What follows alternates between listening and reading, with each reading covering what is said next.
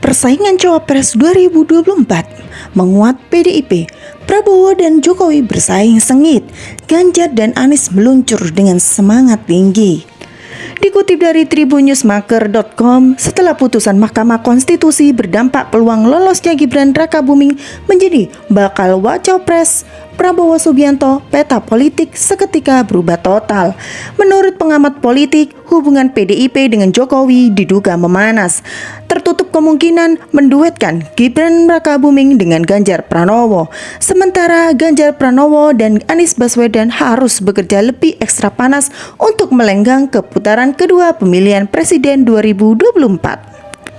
Seperti diketahui, putusan Mahkamah Konstitusi (MK) yang menyatakan seseorang yang pernah menjabat sebagai kepala daerah atau pejabat negara lainnya yang dipilih melalui pemilu bisa mencalonkan diri sebagai presiden atau wakil presiden meski berusia di bawah 40 tahun bakal mengubah peta politik saat ini.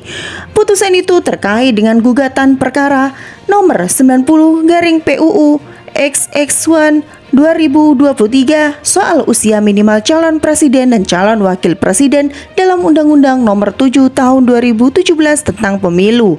Putusan itu dibacakan dalam sidang di Gedung MK Jakarta Pusat Senin 16 Oktober 2023. Salah satu figur politikus yang disebut-sebut diuntungkan dengan putusan MK itu adalah Wali Kota Solo Gibran Rakabuming Raka, anak sulung Presiden Joko Widodo. Dalam sepekan itu lalu mendominasi pemberitaan karena dianggap layak disandingkan dengan bakal calon wakil presiden Cawapres. Bahkan di beberapa daerah muncul baliho sampai reklame yang memampang wajah Gibran bersebelahan dengan bakal Capres dari Koalisi Indonesia Maju (KIM) Prabowo Subianto. Padahal saat ini Gibran merupakan kader Partai Demokrasi Indonesia Perjuangan (PDIP). Partai berlambang banteng bermoncong putih itu sudah mengusung Ganjar Pranowo sebagai bakal capres.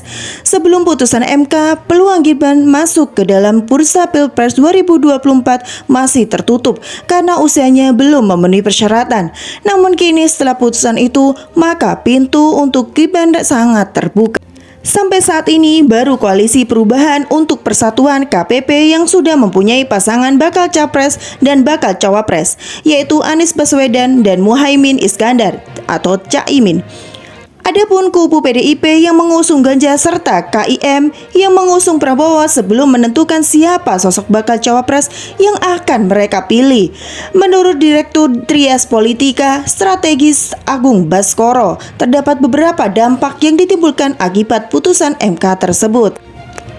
Pertama, secara internal dalam konteks PDIP, putusan MK ini menciptakan keterbelahan sekaligus berisiko menghadirkan konflik dengan istana, kata Agung saat dihubungi pada Senin 16 Oktober 2023. Agung menilai akibatkan Gibran menjadi bakal cawapres Prabowo terbuka karena putusan MK, maka terbuka kemungkinan PDIP tak akan meliriknya buat disandingkan dengan Ganjar. Kecil kemungkinan PDIP meminang Gibran karena fatsun partai politik pimpinan Mega ini membawa paket capres-cawapres nasionalis religius, ucap Agung. Agung menilai jika PDIP memaksakan menduetkan Ganjar dengan Gibran, maka tujuan utama mereka mendapatkan sosok pasangan pemimpin bercorak nasionalis religius tak terpenuhi. Artinya, Ganjar Gibran menjadi kecil diusung karena sama-sama dari PDIP dan keduanya identik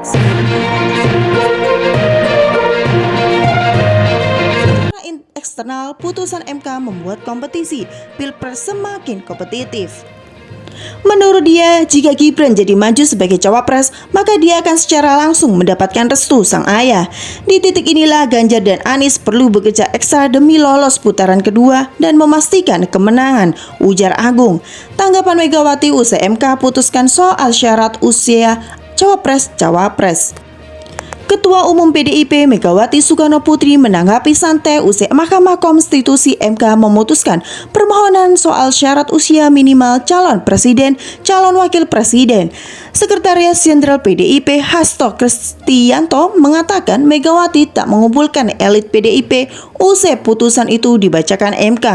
Gak ada pertemuan yang ada akan peresmian kantor partai, kata Hasto saat ditemui di Media Center Tim Pemenangan Nasional TPN Ganjar Presiden, Jalan Cemara, Menteng, Jakarta, Senin 16 Oktober 2023 malam. Justru di tengah berbagai dinamika politik yang terjadi di Mahkamah Konstitusi, Bu Mega santai-santai saja, sambungnya. Megawati imbuan dia justru lebih banyak melakukan kegiatan partaian hari ini. Misalnya meresmikan 24 kantor baru di beberapa daerah di Indonesia. Selama 2 tahun ini, kami membangun 126 kantor partai, ada rumah sakit Bung Karno, ada 2 sekolah partai, dan sebagainya. Sehingga kami tetap melakukan perlembagaan partai agar di tengah-tengah dinamika politik, tegas Hasto. Oleh sebab itu, Hasto menegaskan bahwa PDIP tak terpengaruhi oleh berbagai dinamika politik eksternal. Sebab, menurutnya yang terpenting adalah partai harus tetap melakukan perlembagaan, baik komunikasi, politik, maupun kaderisasi. Yang penting kami harus bergerak untuk memenangkan Pak Ganjar Pranowo, terangnya. Sehingga instruksi Ibu Megawati Soekarno Putri tadi kepada seluruh kader bahwa Capres dan Cawapres yang ditetapkan oleh Ibu Mega dan akan diumumkan dalam waktu dekat, ungkapnya.